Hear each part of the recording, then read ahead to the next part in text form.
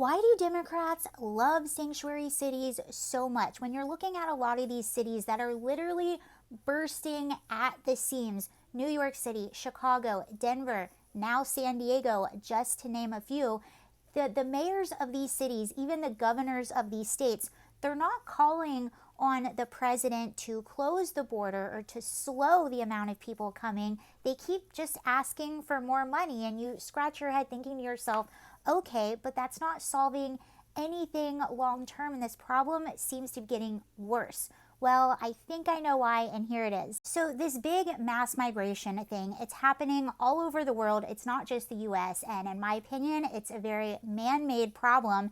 And depending on where you are on this issue, I do believe that your motivations are different. For instance, if you are a charity or NGO, your motivation is probably financial. Maybe if you're an activist, you have sort of a chaotic motivation, maybe an anarchist motivation.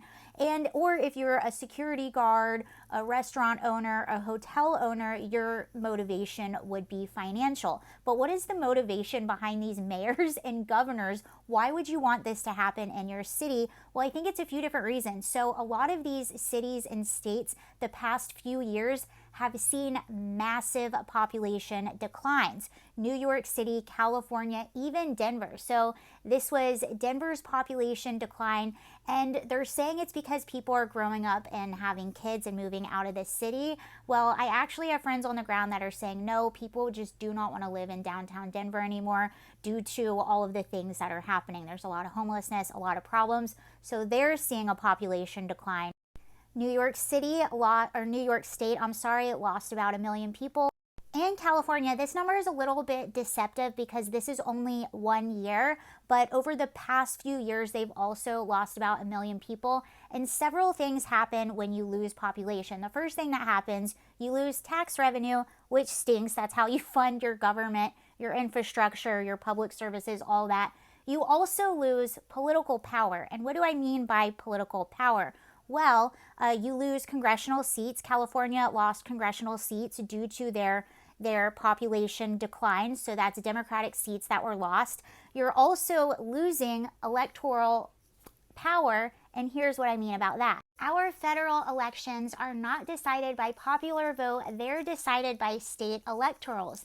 And each state determines the amount of electorals they have based on their population. So for instance, if California swings Democrat, then all those electorals will go to DC, and then the first president to get 270 is the one that wins. So it's not popular vote. So how do you decide how many electorals the states get? Well, the allocation is based on the census. The census is conducted every 10 years. Our last census was done in 2020, and you saw some blue states lose a little bit of congressional seats or a little bit of political power in Washington, D.C. due to that.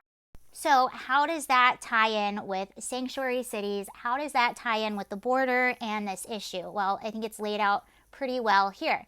And Elon says most Americans do not know that the U.S. Census currently counts for purposes of voting power all people in a district regardless of citizenship. Senate Democrats just voted unanimously to defeat an amendment that would have stopped counting illegal immigrants for congressional seat appropriation and electoral college votes. Since illegal immigrants are mostly in Democrat states, both the House and the President vote are shifted by 5% to the left, which is enough to change the entire balance of power. This is a major reason why the Biden administration is ushering in record levels of illegals. Okay, so clearly that's speculative, but it checks out. And he is responding to a post that is saying that there is currently an amendment trying to be passed that makes it so you have to be a citizen to be counted in the census. And it would make sense because, again, these mayors and governors, they're not asking to close the border. They're not asking to slow anything down. They're asking for more funding, which is fixing their lost tax revenue and the future power dynamic, power shift. So yeah, it's a backdoor way to do that. Clearly, we're just speculating here. We don't actually know. But again, it checks out.